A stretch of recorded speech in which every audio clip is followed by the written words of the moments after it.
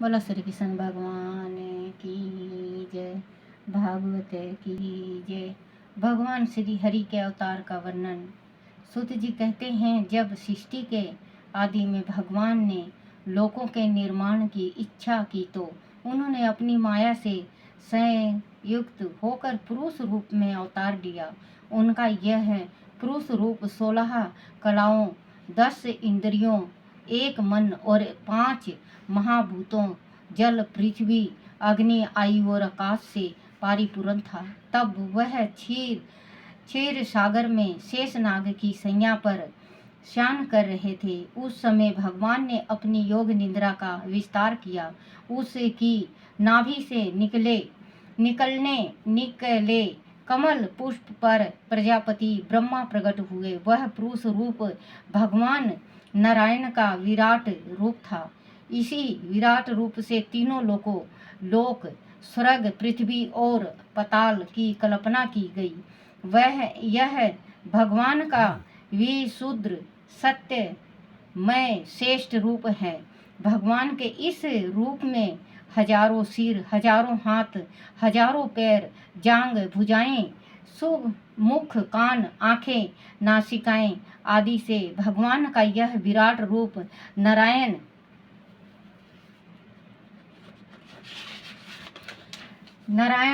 विविध अवतार को जन्म देता है। लाखों जीव योनि में इसी नारायण का सूक्ष्म अंश विद्यमान है। सबसे पहले भगवान ने कुमार सर्ग में सनातन और सनत कुमार नाम के 4 ब्राह्मणों के रूप में अवतार लिए और अखंड ब्रह्मचार्य का कठोर व्रत का पालन किया। दूसरे बार जल में डूबी हुई पृथ्वी के उद्धार के लिए शुक्र का अवतार लिया। तीसरा अवतार देव ऋषि नारद के रूप में लिया और नारद 5 रात्र का उपदेश दिया। चौथा अवतार नर नारायण के रूप में उन्होंने धर्म की पत्नी मूर्ति के गर्भ में लिया। इस समय उन्होंने ऋषि रूप में मन और इंद्रियों के नियंत्रण अर्थातीत संयम करने का कठोर तप किया। 5वें अवतार में वह सिद्धों के स्वामी कपिल के रूप में आए। 6ठे अवतार के रूप में वह अनुसुईया के पुत्र दत्तात्रेय बने। 7वां अवतार उन्होंने यज्ञ के रूप में रुचि प्रजापति की पत्नी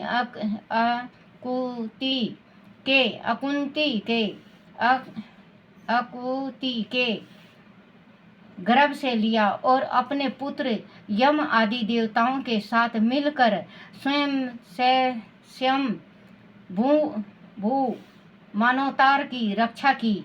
8वां अवतार ऋषभ भेद देव के रूप में राजा नाभि की पत्नी मेरु देवी के गर्भ से लिया और आश्रम वासियों को परमहंसों का मार्ग दिखाया। 9वां अवतार उन्होंने ऋषियों की प्रार्थना पर राजा पितु के रूप में लिया। इस अवतार के रूप में भगवान ने पृथ्वी पर फैली समस्त औषधियों का दोहरण किया।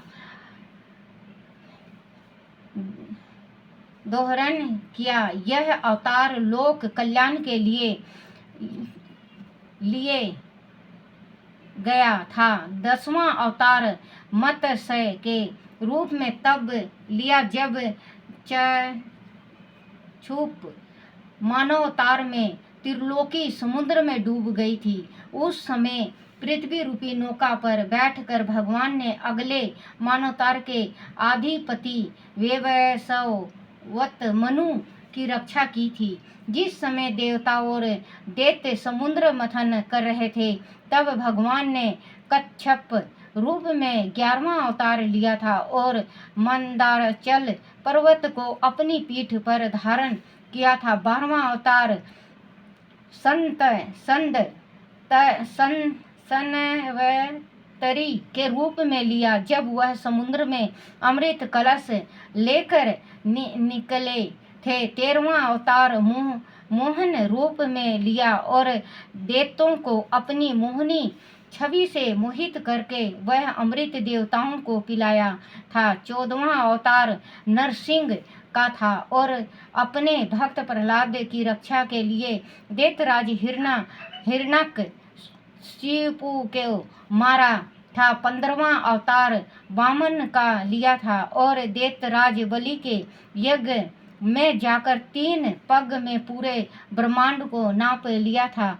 16वां अवतार परशुराम के रूप में लिया और ब्राह्मण द्रोही क्षत्रियों का 21 बार विनाश किया। 17वां अवतार सत्यवती के गर्भ से कृष्णा देवपायन व्यास के रूप में लिया और वेदों की कई शाखाएं बनाई। अनेक पुराणों, महाभारत आदि धर्म ग्रंथों की रचना की। 18वां अवतार उन्होंने दशरथ नंदन अयोध्यापति श्री रामचंद्र के रूप में लिया और राक्षस राज रावण का वध किया। 19वां अवतार श्री बलराम के रूप में और 20वां अवतार श्री कृष्ण के रूप में लिया था। कंस, जरासंध और दुर्योधन जैसे पापियों का वध करके पृथ्वी का भार हल्का किया। कलयुग आने पर वो बंद के रूप में 21वां अवतार लिया और 22वां अवतार के रूप में भगवान कलयुग के अंत में विष्णु यश नामक ब्राह्मण के घर कलंकी रूप में अवतार लेंगे। हे ऋषियों, श्री हरि के असंख्याय अवतार महापुरुष के रूप में सदा कदा इस पृथ्वी पर अवतारित होते रहते हैं। जब भी इस धरती पर अधर्म और पापचार बढ़ता है, तभी भगवान उस पाप को नष्ट करने के लिए किसी न किसी रूप में इस धरती पर अवतार लेते हैं और अपने भक्तों की रक्षा करते हैं। भगवान श्री हरि की यह कथा अत्यंत गोपनीय और रहस्यमयी है। जो भी मनुष्य एकाग्रचित्त होकर नियम पूर्वक सुबह शाम प्रेम से श्री भागवत कथा को पढ़ता है या सुनता है, वह सभी प्रकार के दुखों से छूट जाता है। प्रकृति स्वरूप माया से आच्छादित भगवान का यह आकार स्वरूप अत्यंत मनोहरी और अनंत गुणा से युक्त है। उसे स्वयं भगवान के द्वारा कल्पित किया गया है। इसके रहस्य को यह प्रेमी जान पाते हैं जो शुद्ध हृदय से भगवान के मन भावन मोर मुकुट पीतंबरधारी श्री कृष्ण की रूप माधुरी पर तन मन से वारी वारी जाते हैं, बार बार उन पर नछावर होते हैं। इस स्थूल रूप से परे भगवान का जो सूक्ष्म